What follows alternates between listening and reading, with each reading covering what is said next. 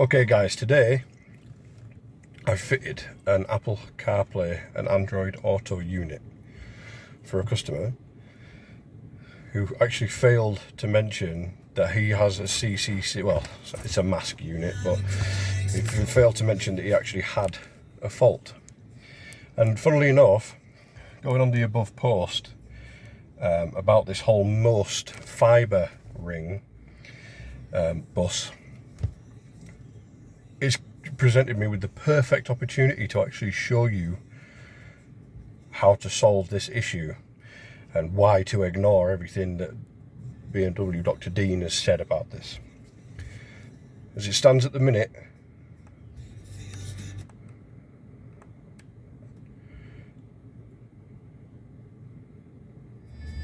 we've got the audio running.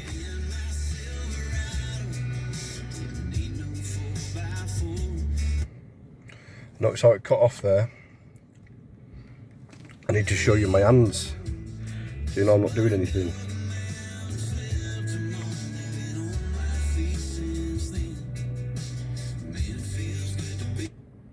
Okay, so I know that this is the Bluetooth module because there isn't that many on this car. There's not a CD changer, there's nothing like that. So we need to bypass the Bluetooth module in order to get the sound working again. Okay, so, oh, it's cut off again. So I'm going to take you to the boot. We're going to have a look at the MULF module. And what I've got here from stock is a very nifty little device. Okay, so this is the problem.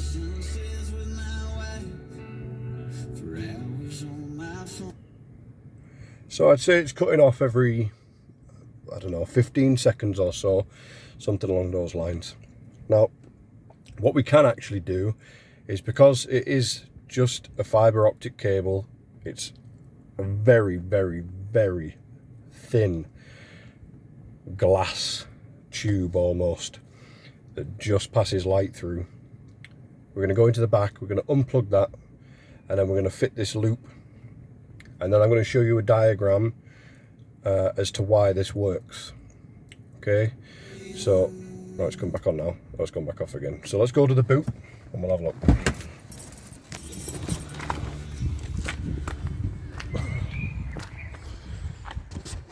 So, see this magical little unit here?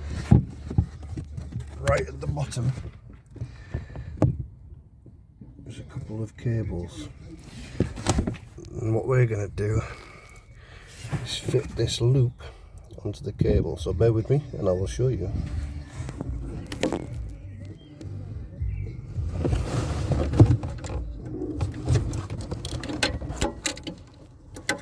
Okay, so there's your fibre cable.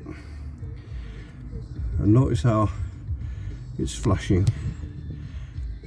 That's the signal from the mask unit, which is going to the input of the MULF module, and then the MULF module would send its own signal through the other one, which would fix the loop. So we're going to fit this little lollipop, which will allow that light to go straight back round and back to the MULF unit. And back to the mask unit.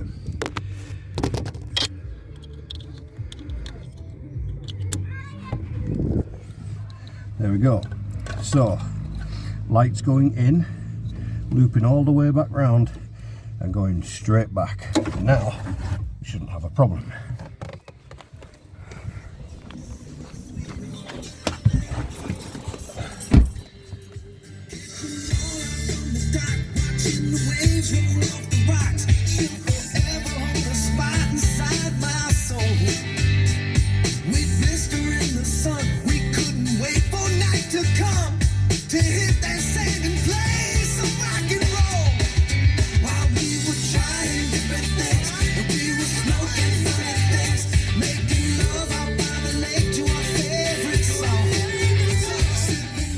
Okay, so I think it's safe to say that they've got a faulty Bluetooth module in this car, and what I'm going to end up doing now anyway is just to save any kind of issue or confusion. It doesn't have to be done straight away, but what I am going to do is hook up and get it coded off the car.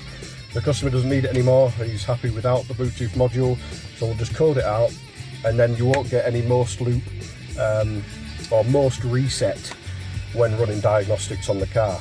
As it stands at the minute, if we were to run ISTA, you would get a most reset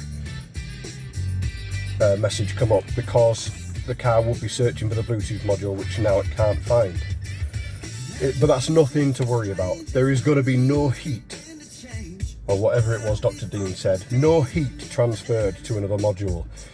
You cannot transmit heat through a fiber optic cable.